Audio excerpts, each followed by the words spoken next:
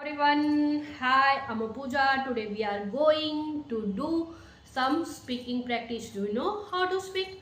Let's do practice. हम बोलते हैं ना, मेरे लिए चाय ले आओ, मेरे लिए पानी ले आओ, मेरे लिए बुक ले आओ, उसे हिंदी में तो बोलते हैं, but how to speak English? Let's do practice. Bring मतलब लाना, कोई भी चीज़ लाने को बोलते हैं ब्रिंग.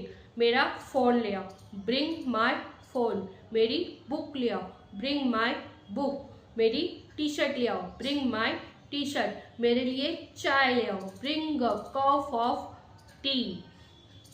मेरे लिए पानी ले आओ, bring a glass of water. आप भी सीखिए और अपने बच्चों को भी सिखाइए और बहुत सारे सेंटेंस बनाइए और प्रैक्टिस कीजिए एवरी डे एंड फॉलो कीजिए ओशिया क्लासेस को. Okay, and I want to say something student.